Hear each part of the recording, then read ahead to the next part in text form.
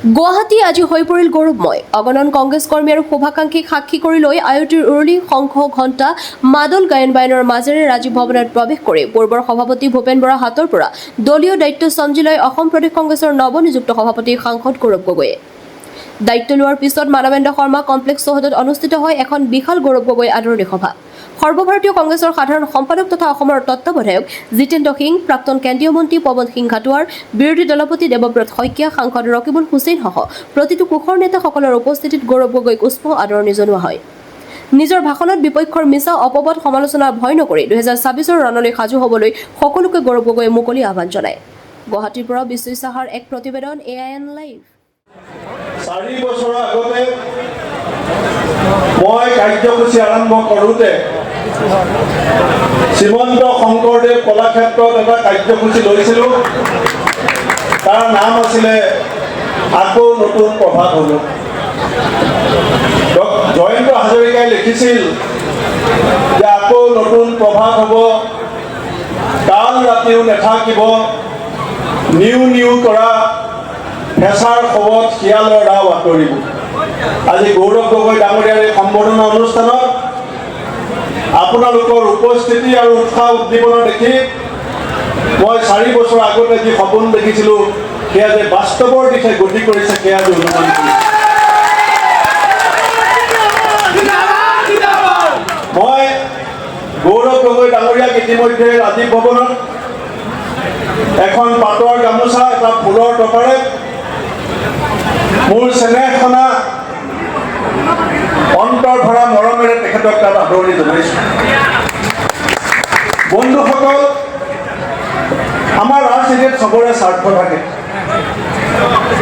আমাৰ ব্যক্তিগত স্বাৰ্থ থাকে, আমাৰ দলৰ স্বাৰ্থ থাকে, কিন্তু প্ৰকৃতাৰ্থত আমি ৰাজনীতিৰ এজন সৈনিক হিচাপে আমাৰ আচল স্বাৰ্থ হৈছে আমাৰ ৰাজ্যখনৰ মানুহখিনি আৰু আমাৰ সমাজখনৰ স্বাৰ্থ। যেতিয়া মহিষাসুৰৰ চাৰিওফালে অত্যাচাৰ হৈছিল, সেই মহিষাসুৰক বধ কৰিব পৰা শক্তি যেতিয়া কাৰো নাছিল, তেতিয়া দেৱতাসকলে বহুত চিন্তা চৰ্চা কৰি শক্তিৰ অধিষ্ঠাত্ৰী দেৱী মা দুৰ্গাৰ জন্ম দিছিল। আৰু দুৰ্গা দেৱীও বিমৰ্ষ আছিল, কাৰণ মহিষাসুৰক বৰ দিয়া হৈছিল যে পৃথিৱীত থকা এনেকুৱা কোনো অস্ত্ৰৰে তোমাক ধ্বংস কৰিব নোৱাৰিব। কিন্তু সেই ইতিহাস সকলোৱে জানে যে দধিচি মুনিয়ে নিজৰ অস্থি বিসৰ্জন দি বনোৱা সেই ব্ৰজ দুৰ্গাৰ হাতত দি পেলাই মহিষাসুৰক বধ কৰা হৈছিল। আমাৰ যিখিনি নতুন প্ৰজন্মৰ কংগ্ৰেছ আছে, যিসকলৰ এতিয়া নেতৃত্ব দিছে দীপ বায়ন, মীৰা বৰঠাকুৰ, জুবেৰ আনন্দ, এই লোকসকলৰ প্ৰতি মোৰ এটা অনুৰোধ যে অকণমান কংগ্ৰেছৰ অতীতটো আমি জানিব লাগে। অতীতটো যদি আমি অলপ জানো, আমাৰ অলপ সাহস বঢ়াব। পৱন সিং ঘাটৰ হাত ধৰি মই ক'ব বিচাৰিছোঁ যে আজি হিমন্ত বিশ্ব শৰ্মাৰ নেতৃত্বত যি এটা ভয় ভাৱৰ সৃষ্টি কৰিছে, এই নতুন প্ৰজন্মই এই কথাখিনি জনা উচিত। এই য'ত আমি মিটিংখন কৰিছোঁ, সেই মিটিংখন হ'ল মানৱেন্দ্ৰ শৰ্মা কমপ্লেক্স। আমাৰ নতুন হিচাপে আমি নাজানো যে মানৱেন্দ্ৰ শৰ্মা কোন আছিল। এই কথাখিনি আমি জানিব লাগিব। মানৱেন্দ্ৰ শৰ্মা এনে এজন কংগ্ৰেছৰ সাহসৰ বীৰ আছিল, যিজনে উজান বজাৰত বজাৰ কৰি আহি থাকোঁতে তেওঁৰ বুকুত গুলিয়াই দিছিল।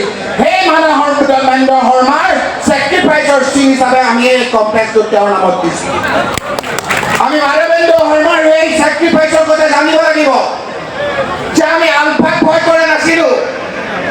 সেই সময়ত সাহসেৰে আমাক মানৱেন্দ্ৰ শৰ্মাৰ নিচিনা লোকে আমাক নেতৃত্ব দিছিল।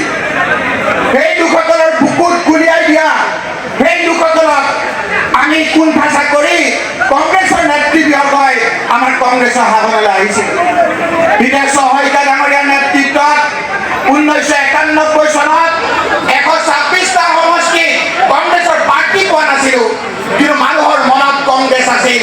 দিল্লীলৈ গৈ ইন্দিৰা গান্ধী মেমৰিয়েল যিটো ঘৰ আছে,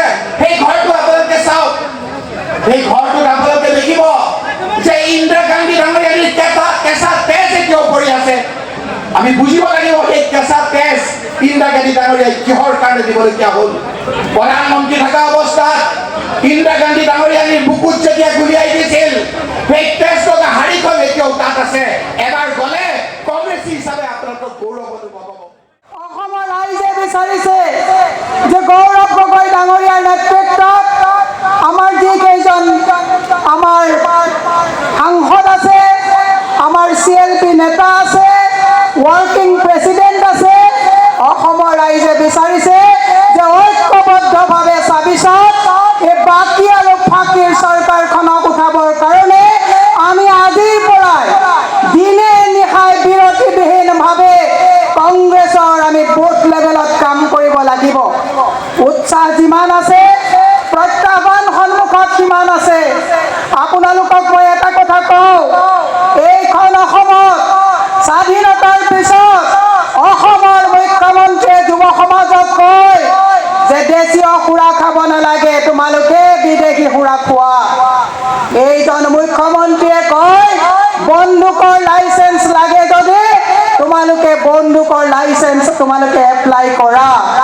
আৰু এইখন চৰকাৰৰ দিনত ভুৱা অৰুণোদয় ফৰ্ম মিলাই মহিলাসকলক যিটো হিতাধিকাৰীৰ পৰা বিজেপি ভোটাধিকাৰ কৰাৰ যি প্ৰৱণতাৰ সৃষ্টি কৰিছে, আমি খোজ দিওঁতে বহুত চিন্তাই আমি খোজ দিব লাগিব।